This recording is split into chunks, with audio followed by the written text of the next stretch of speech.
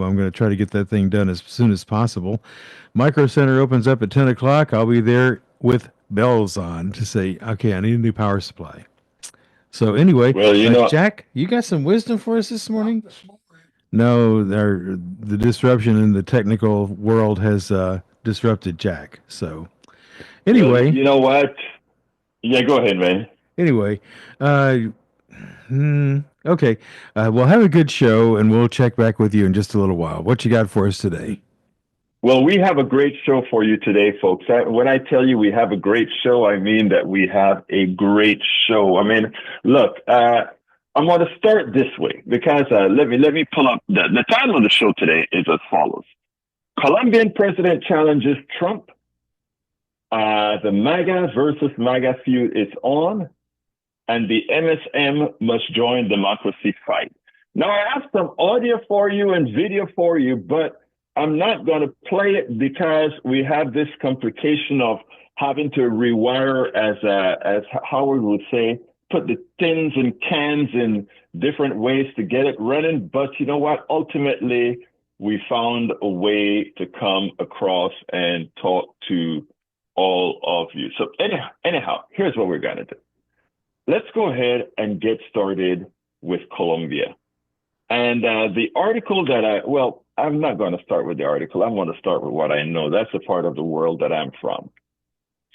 You know, one would, if you listen to Donald Trump, one would have you believe that all these people coming from south of the border, populating and invading the United States, these are evil people coming to just kill you and coming to murder you and coming to do you harm. And this kind of stuff have a tendency to work. And what it works on us being fearful.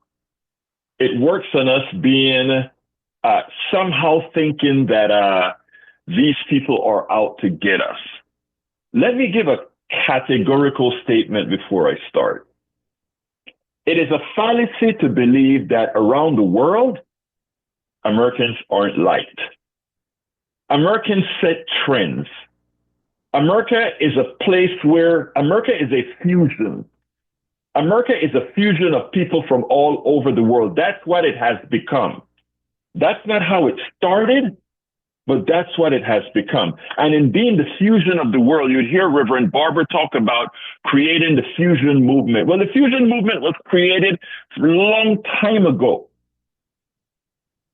It occurred with our socialization, with us, with people interacting with people. But our laws and our plutocracy and all these things did not or never actually caught up with America's reality. Never caught up with America's reality. And that is where we are. Americans taught to believe that those people that are coming across the border are somehow invading us or somehow meaning us harm, etc. I am an immigrant. And you know what? You are too. Anybody listening to my voice right now, at some point in your lineage, you were an immigrant to this nation. You know that and you hear that, all that kind of stuff. I ask you to go back in time, go back to the 1400s, go back to Cristobal Colon, Christopher Columbus, who was one of the, not discoverers, but one of the people who found America for the Europeans.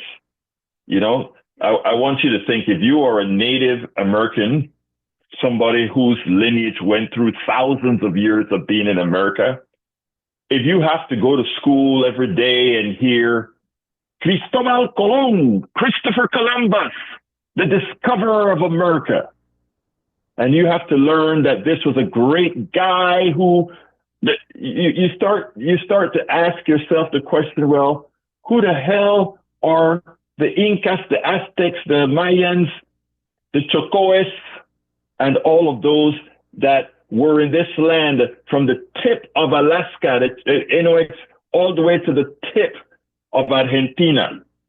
down south. This wasn't the new world. This was an existing world, like Africa has been an existing world, like Europe has been an existing world. And people have been migrating for a whole long time. And you know what's interesting? Most of that migration that occurred around the world, people saw a piece of land that they could survive on. They made do with that piece of land. But I am not sure if you ever had what Cristobal Colón, Vasco Núñez de Balboa, and many of the other folks who came to these lands and did to the folks who originally inhabited that land. But yet, the people that we are taught to fear are either the originals of this nation or those people who are coming here with the expectation of having a better life. So we create industries and we make money off of those that are coming south of the border. You should ask ourselves if what we're doing is fair. You must enforce borders, all of that kind of stuff we like to say. Yes, let's enforce borders. Suppose, yeah, Billy, Allison, I know that the sound isn't the best right now. We really had some very serious problems trying to get the system up. I'm hearing that there is a lot of echo coming in. I am not sure what is the case about the echo, but I will try something with and see if we can get rid of some of the echo. Like I said, we've been trying some magic here to get things working, but we'll try better. Now, as it turns out,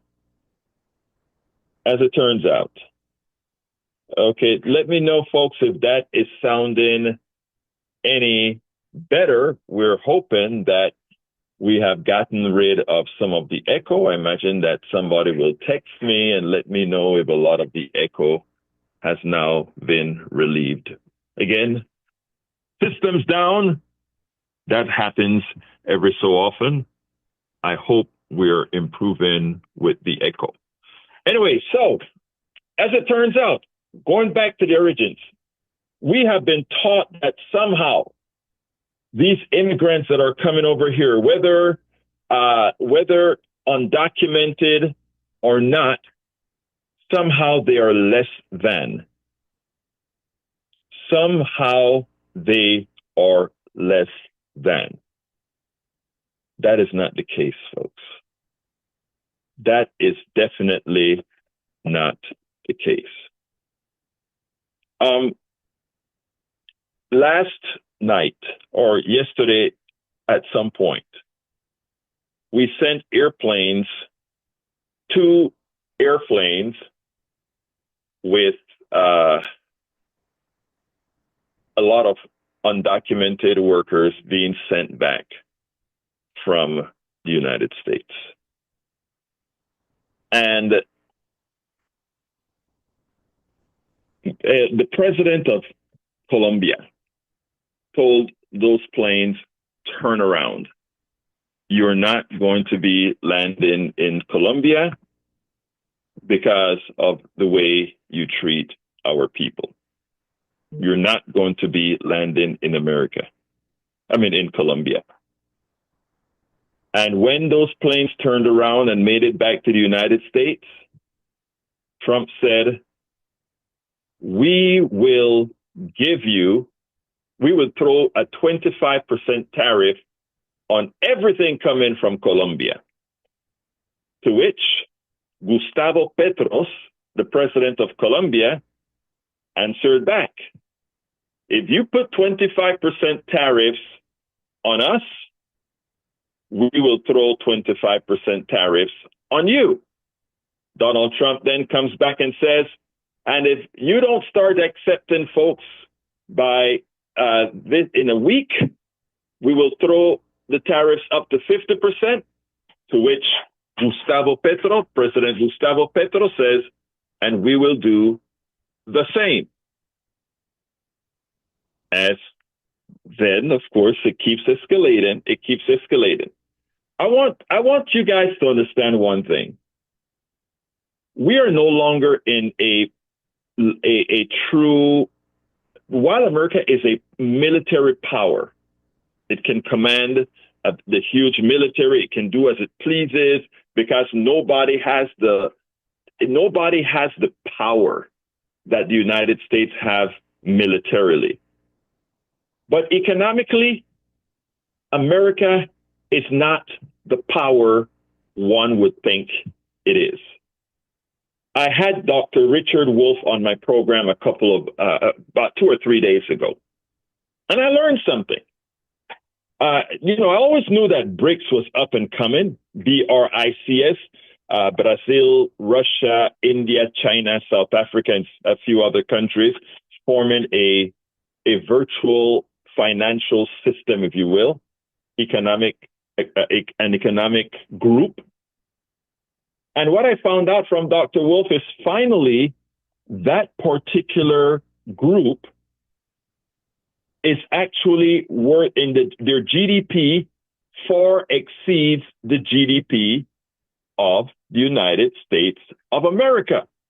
I repeat, BRICS is the economic prowess of BRICS exceeds the economic power of the G7. It exceeds the economic power of the G7. I'm taking us somewhere. Whereas we could push around the rest of the countries of the world and not harm our economic base, that is no longer the reality.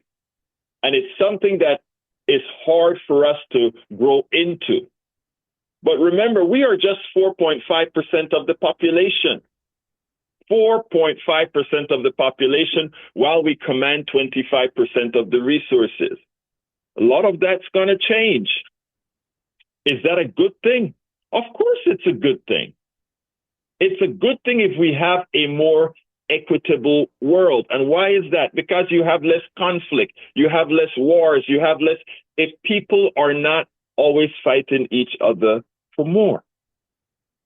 This all started with the immigration issue and what Gustavo Petro of Colombia did. So they turned it around and they started to have their fight about tariffs. And Trump now comes back and says, well, Gustavo Petro says he's going to take the people, so I won. That's the impression that he gave on his social media, Truth Social, or we should call it Live Social. That's the impression that he gave. He won. No, he didn't win. Yes, of course, countries are going to patriate the people that are deported. What Gustavo Petro was saying is treat these people like human beings. Treat Colombians who came over here not like vile terrorist or criminal. Treat them like human beings and not bring them like slaves off these planes back to Colombia. And you know what? They won't tell you, but in effect, that's what they did. And here's the reason why the United States would have had to back down in some form or fashion. Have you been to the grocery store lately and see the price of eggs because of the avian pandemic that we're having? Well, avian flu that's affecting the chickens, and we have a shortage of eggs, etc. right now. So the price of eggs are through the roof. I think we paid about I can't remember how much money we paid for a whole dozen and a half of eggs yesterday. But the price of eggs going up, right? Do you understand what a 25% tariff on Colombia does? Remember, it's winter. We get bananas, coffee, and all these commodities from Latin America, from Costa Rica, Panama, Honduras, Colombia, Nicaragua, All these places send us fruits and bananas and pineapples, and we are used to, in America, eating fresh fruits and vegetables right through the year, winter, summer, fall, doesn't matter. And we buy these things at affordable prices for several reasons. One, we support, for all practical purposes, farmers in all these other countries making below standard wages, so we can live that life of having the fruits that we want and everything else that we want. That's who we are. But that's what we've done. And now Donald Trump wants to put a new kink in when he says, okay, we are going to throw a tariff on your products. Let's learn some economics 101. Whenever a tariff is placed on a country, the country for which the tariff is placed does not pay the tariff.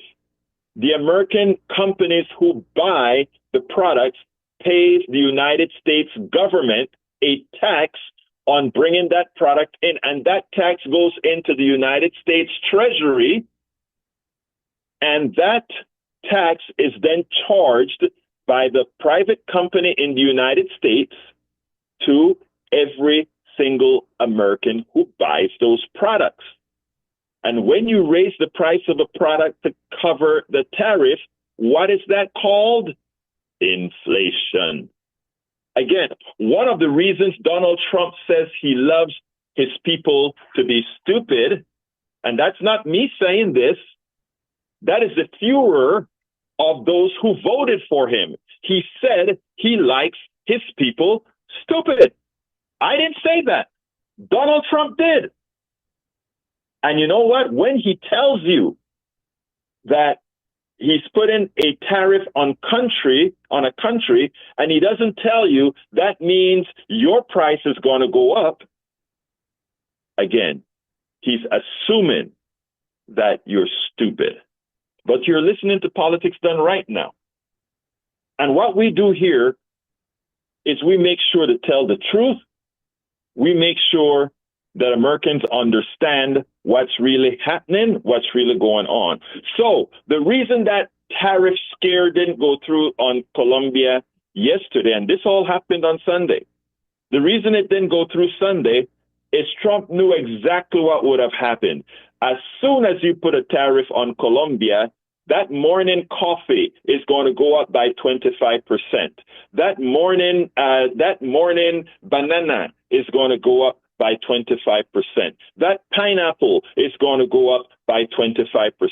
And what is that called? Inflation. And didn't Trump tell you when you were voting for him that he was going to go ahead and lower your prices? Isn't that what he told you? And of course, but he has no policies to do that. One of the things that he had with tariffs were the following. Let me tell you the dirty little secret that he didn't like to tell you. He knew that Donald Trump, even though he goes to Davos and he tells the people at Davos, I'm going to throw tariffs on people who don't manufacture stuff in the United States. Those guys at Davos shook their head. They smiled. They smirk. But they're not dumb. They understand that putting a tariff is really just raising prices in America. It's not doing anything for them. And let me tell you why the prices are going to raise up. Okay? America doesn't make enough clothes for Americans anymore. America doesn't grow enough tropical fruits, or, well, of course, if it's tropical, it's not growing here, but doesn't grow the products that Americans love in the United States. And guess what? Over the next 4 years, they couldn't possibly do it. They can't grow the fruit that they import, and we can't manufacture the cheap clothes that you go to Walmart to buy every day to get your MAGA kids to school.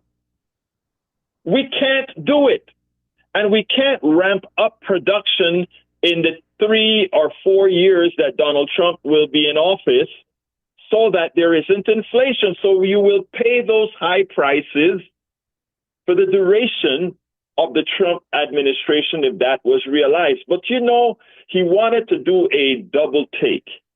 Because in his small mind, and again, he doesn't have a lot upstairs.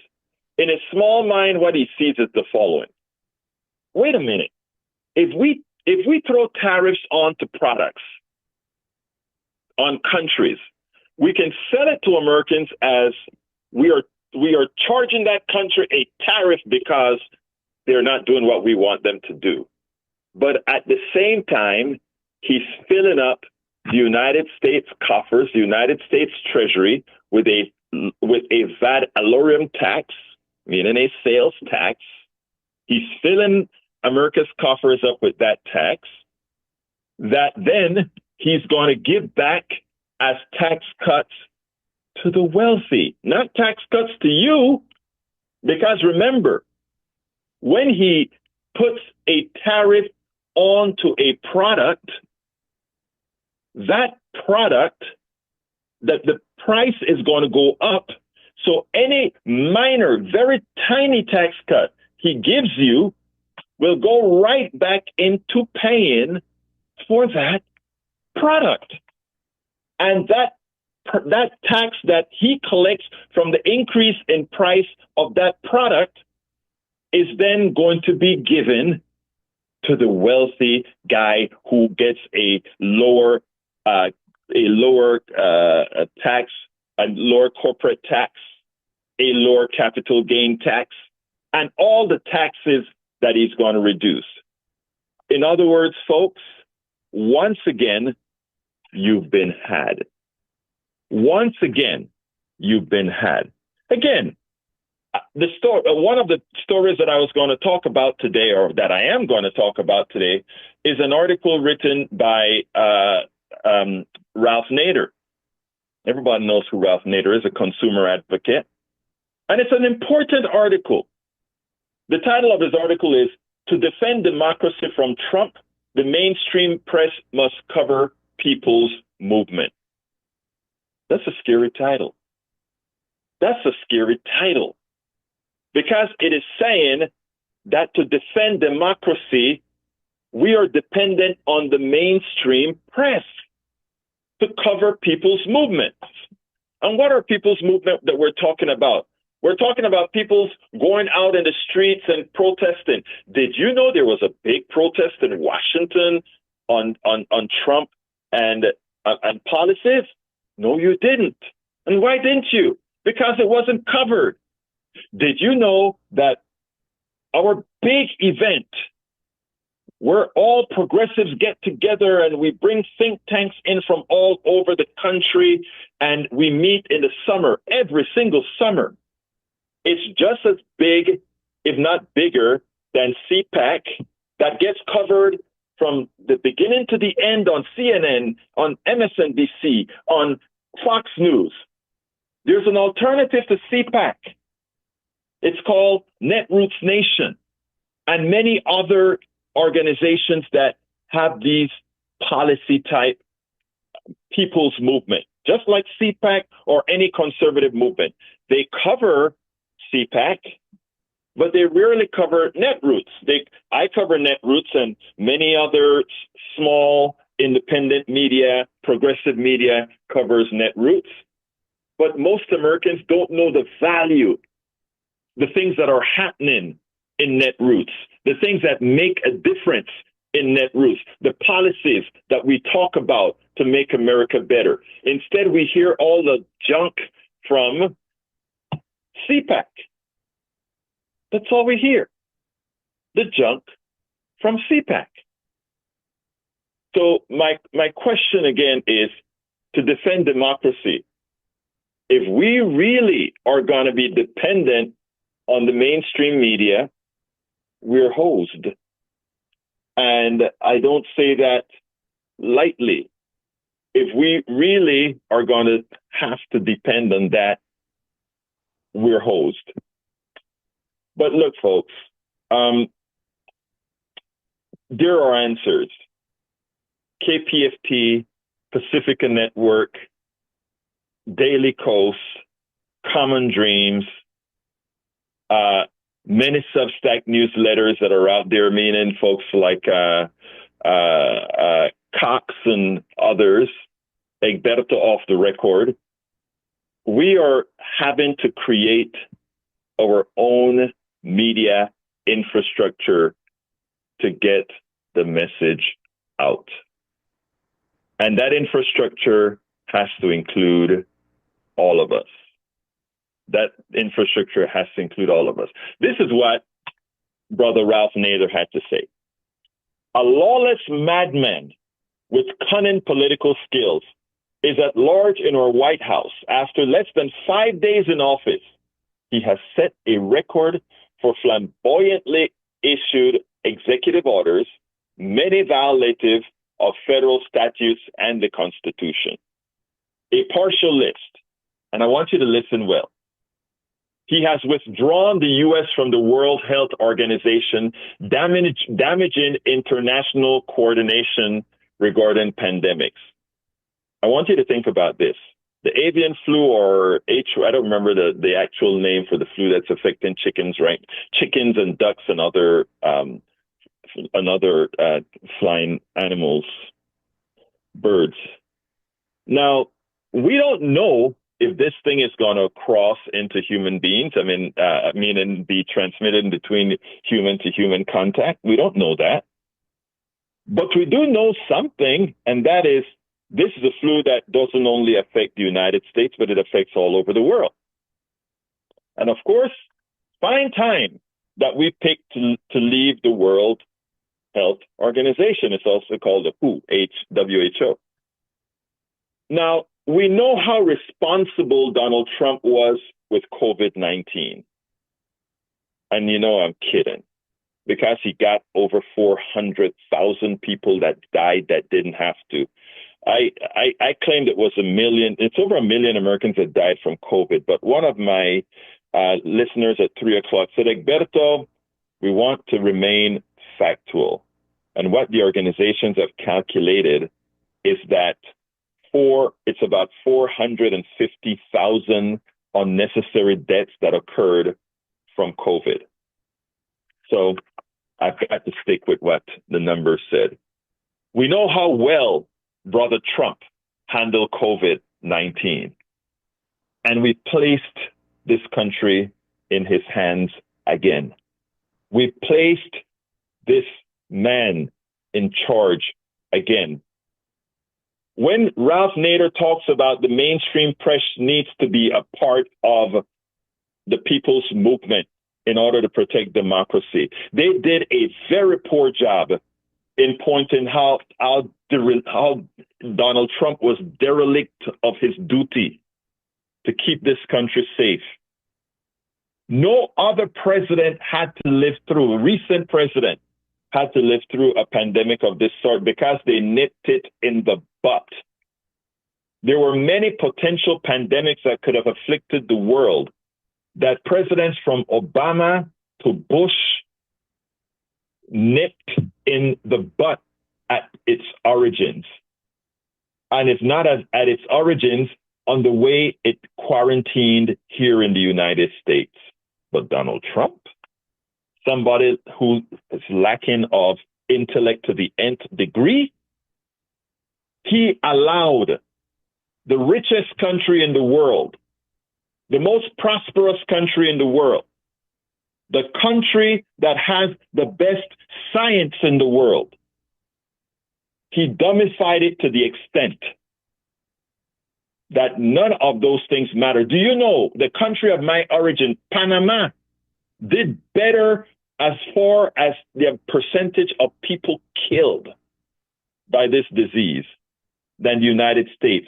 Countries throughout Africa, Australia, New Zealand, and many other countries without vaccines, with and without vaccines, did better just because their population were not dummified into fighting whether they should wear a mask or not, whether they should keep their distance from others or not, whether they should congregate or not.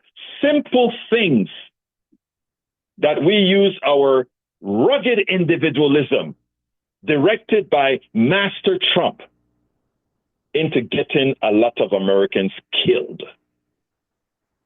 And is that going to happen again with the avian flu? Now that we've dropped out of the WHO, will that again happen? Well, a lot of us put them in there again.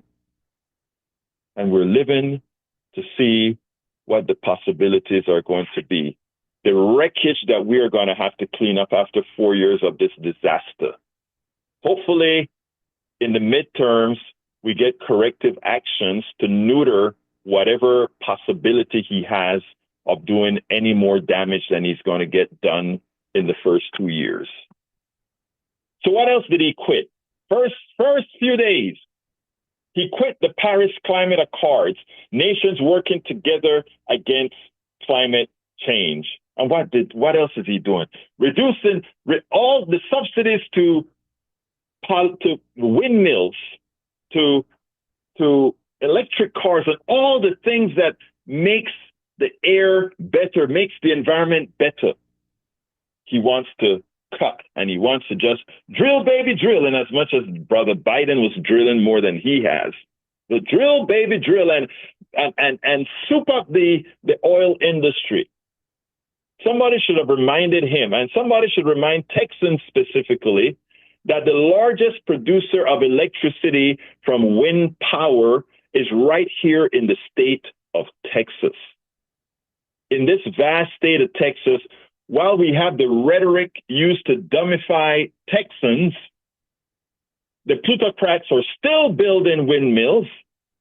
The plutocrats are still profiting from green energy that costs them nothing. They put up a windmill, and the power supply and the energy or the material to create the energy is free. It's called wind.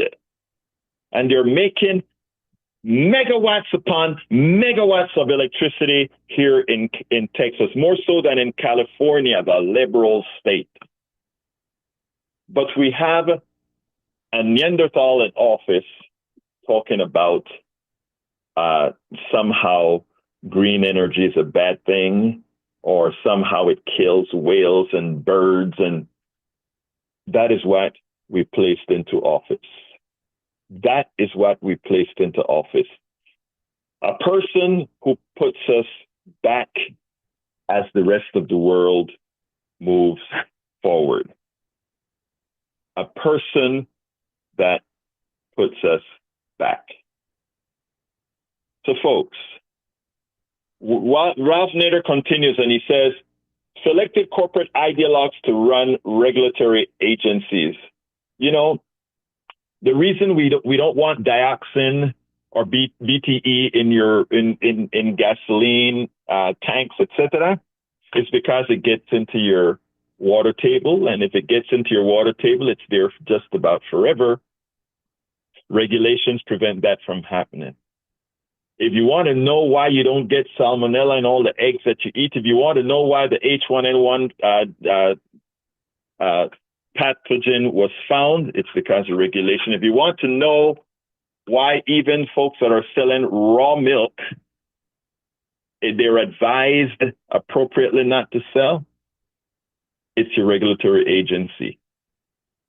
And what Donald Trump went to Davos and tell those folks in Davos is, you guys have too much regulation in Europe.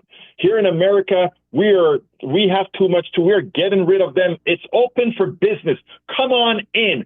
Do as you please. Let's just make money on top of the backs of the American people. Let's go ahead and pollute your aquifers. You know what's happening to the aquifers in West Texas, right? Hey, guys, when you look at the map of Texas, it looks like it's all red. Actually, it's pretty damn close to a 50-50 map by vote, and it's pretty damn close to actually, there are more progressives in Texas than there are conservatives. They just don't call themselves progressives here in Texas. But you look at the map, you wouldn't know. But you know what's happening in ranch country? You know what's happening in fracking country? I brought on several folks to the program that spoke about all the fracking out there. You know, when you frack, you use a whole lot of water. You have to apply pressure to rocks and break the rocks to unleash the hydrocarbons out of there. And you run some water at high pressure to bring that hydrocarbon up to the surface. And that water is pretty damn dirty, with a whole lot of some radiation, not a lot, but some radiation, a whole lot of chemicals you don't want, right? So you got to put that water somewhere. Well, if you are in Texas, if you're in the middle of West Texas, where there's a hell of a lot of land, but no big place to dump this stuff, you have to figure out what to do with this fluid. I mean, you can't truck it somewhere or pipe it somewhere. You can't really do it. It makes the price of oil extremely high, which actually we should, right? The price of oil should reflect the damage that it does to the environment when exploited. But we don't do that. We don't look at things called externalities, right? So they found an ingenious way to get rid of that bad water, if you will. And let's go into a little bit of science here. Your strata, if you take a look at the geography of the earth, you have the earth's crust with different kinds of rock, and some sandy, some very shale-like, some hard, some sandstone, some clay, etc. Well, there are some areas that have some good, solid, non-porous, fairly non-porous rock, deep levels, under high pressure. So what these geniuses figure they'll do is they will simply dump all that water, bad water, under the ground at very high pressures. And of course, because the rock is very deep, very heavy, it'll supposedly keep the taps on that pressure. But if you know, like anybody else, you have a house with a roof, water always finds the weakest part of your roof to leak into your home. Same thing when you have water placed under high pressure under the earth, that water tries to get its way out. And guess where it's happening? In West Texas, we have a whole lot of high pressure exploding areas that are simply bubbling up from all this crap that we put into the ground because we have very low regulatory rules in the state of Texas because we want to drill, baby, drill. So all those cows out in West Texas, all those farmlands out in West Texas, many of them are now unusable because they've been flooded with this toxic combine of slight radioactivity, bad chemicals, phosphorus, all kinds of crap in this water that they have out there. And so that water is polluting fields that would normally be used for growing, polluting fields that would normally be used to grow stuff for cattle and that cattle are grazing on. A lot of these guys have lost their cattle. Ralph Nader says, to defend democracy from Trump, the mainstream press must cover people's movement. Well, it must also cover the damage that the plutocracy is doing to us. And guess what? When I brought the guy who was running for Railroad Commission, I can't remember his name right now, he told that story. The Texas Tribune told that story for a short while. But did the Houston Chronicle make that the kind of story that they send a reporter there over and over again to keep and tell us the progress of how those wells are doing, how much more damage is being done on a daily basis, how it's affecting the food supply, how it's doing all these things that damage? No. But, you know, you'll hear Marjorie Taylor on TV every day saying nonsensical things, Israel lasers, all kind of stuff. But the things that actually affect us, the mainstream media is not there. To defend democracy from Trump, the mainstream press must cover people's movement. Well, you know what? If we are waiting on the mainstream press, we are in trouble. It ain't going to happen. and it's going to keep people in their state of ignorance. It's going to keep people in their state of ignorance. You can't blame our MAGA brothers and sisters that they are getting their information from the mainstream media like Fox News and otherwise. So what can we do? That is where we have to be a part of the solution. That is where we have to be part of the solution. You know, a democracy doesn't belong to any one individual. It's something that every individual who wants it has to fight for. And that is where we are at today. We don't sit back and accept and be fearful of what Trump has to offer, which is pretty much despair. We don't have to do that. We can spend our time day in and day out informing, instructing, enlightening, educating. That is one of the goals of politics done right. The idea that we are going to cover issues in depth that you won't see covered in depth at these major newspapers who are funded themselves by the plutocracy, the oligarchy, the wealthy. Why do you think Jeff Bezos and Zuckerberg and all these guys are running to kiss Trump's ring? Trump thinks they're kissing his ring because he's in command. That's not really the truth. They're in command. They just want to make sure that they remained and that they can continue to gobble up everything that you've made. Remember, I told you several days in and days out, these guys are parasites. They produce nothing. You do. They produce nothing. You do. And until we get that within ourselves and realize our worth and realize that we are the ones who make America, not the wealthy guy, not the Zuckerbergs. The Zuckerberg came up with a page on a screen. And I'm serious about this. You know, I mean, I'm a programmer. I'm a software developer as well. Okay? I mean, look, it's great. He came up with a page. But you know how many thousands of people came up with a page? He got capitalized.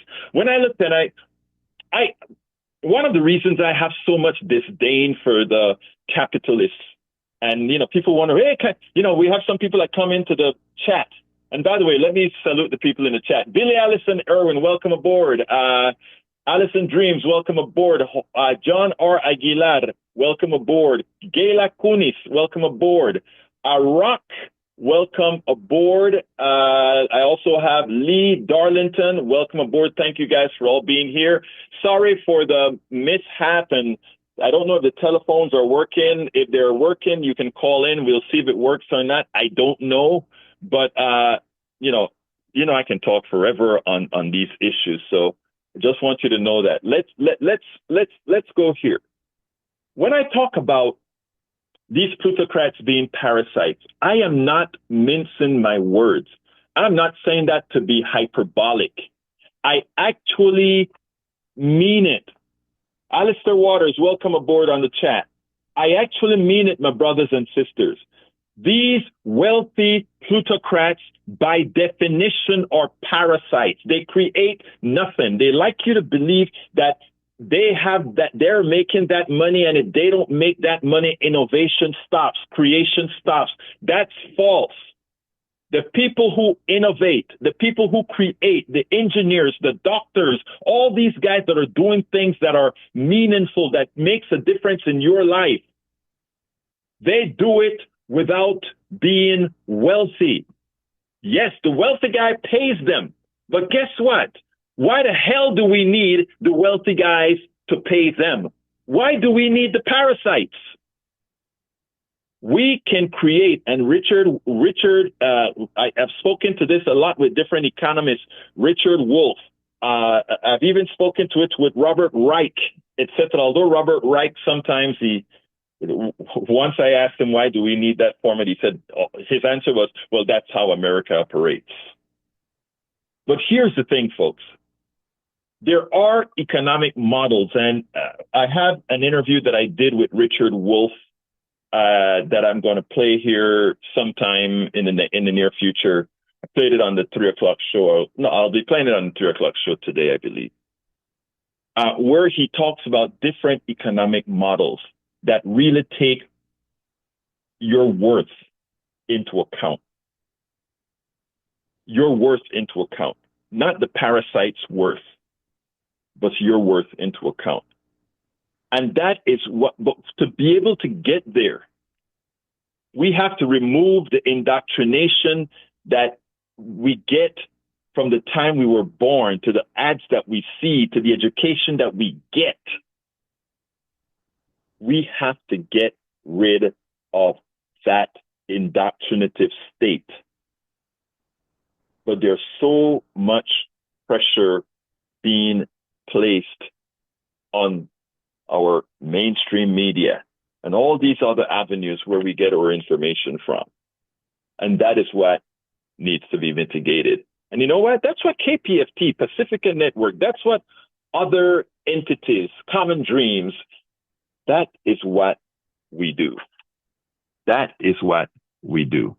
And folks, I want you to not lose hope in our system, if you will. All right, let's try this. Let's see if it works. Bring on Lewis. Let's see if it works. Lewis, are you there? Yeah. How's it going? Right, talk to me. Morning. It's going fine. Talk to me, brother. Well, you know, I see a lot of the things that are going on today, and it's just crazy. I got some problems with Trump. You know, it's like, you know, I have some land up in Huntsville in north of Texas. You know where that's at? Mm-hmm, of course. And so, like, we had this solar plant that came in and built all the solar panels and took up a couple thousand acres of land, and then we just had a little minor hailstorm, and now they got to replace it all. And so there's that, and then like all those Colombians, 956 of them got deported, all criminals, and then Trump tried to put a tariff on there, and well, it worked. They ended up having to take all those criminals back again on a C-117. So, you know, I got a real problem with Trump, you know, being successful. Really? What do you think? Is that what you call success? Yeah, they took their criminals back. So let's itemize it one at a time. Let's first talk. Okay, so you made 2 points. Let me answer your 2 points. Let's fix this up. You talked about a solar plant that was placed on land where we got a hailstorm that knocked them out and panels had to be replaced. We also had a deep. Yeah, well, hold on. You spoke my time. Yes. You also spoke. You also have to remember that we had gas-powered plants during the freeze a couple of years ago that went under because of the freeze and took a whole lot of money to rebuild. Natural disasters happen and they take things out. Solar panels are just like a gas turbine that got our gas pipeline going into the turbine that gets affected by not being weatherized. Guess what else, my brother? There are, in fact, solar panels that are resistant to hail. They probably didn't put those in, but that's not the issue. Let's talk now about the immigrants that are going back to Colombia. You were told those immigrants were all criminals, right? I ask you to do simple math. I know you know arithmetic, and arithmetic is a rather simple thing. It's just addition, multiplication, division, and subtraction. If you take a look and you say 900 people were criminals were sent back to Colombia as criminals, who told you they were criminals? Trump? And that they were criminals. The Department of Homeland. Hold on. Let me tell you about immigrants. Let me tell you about immigrants. I am an immigrant. Yes. No, I don't. Look, are you illegal? No, I came here. I am not illegal, nor am I legal. I'm an immigrant. Okay, let me just tell you something, sir. The biggest, the largest immigrant, sir, gotcha. Mr. Lewis. Let me finish. Yes, sir. The largest influx of immigrants in this illegal immigrants in this country came in 1492. Okay. Yes. And what they what they did. Let's have some context here. What they did is they created a genocide and they took land. the immigrants that are coming over here for reasons that America created in Latin America. And this is where I say Donald Trump doesn't want you to think. Because a lot of these people that are coming over from Latin... Sir, I'm not done, sir. You were part of that. Sir, I am not done. Right? I am not done. You spoke. I am speaking now. Go ahead. Go ahead. Okay, so be quiet, please. Now, okay, tell your listeners if you take... got it. Be quiet. Now, if you look at the originals who came to this country, they murdered, they maimed, they killed, and they enslaved. These people that are coming across the border are doing none of that. They're coming to work. And they're coming to work in a country whose birth rate... Sir, that failed the vetting process. Sir, do not speak over me. This is a conversation we want to have one at a time, and you will get your time to speak, sir. Okay? You spoke. Okay. Now I am speaking. Be quiet, please. Now, again, these people that are coming over here have no intentions of doing what the original settlers did here. So we should have some humility and some compassion, especially given that much of the reason why these people are coming over here is because of economic policies of the United States, of which I've spoken to a whole lot about before. But these were vetted, released criminals, guaranteed. So, no, they were not vetted, released criminals. Again, let me speak as a person of color in this country. Sir, let me tell you, if you think when I see a cop arrest somebody, I take it at face value, sir, you're dreaming, because that's not how it works. I know it may work that way for you, but it doesn't work that way for me. But anyway, sir, I got my phones that are filling up, and I got to go, and I only can give people 30 seconds. No, you can call me back tomorrow. All right, let's go to Patrick. Patrick, real quick, I can only hold to 30 seconds, brother. Not a problem.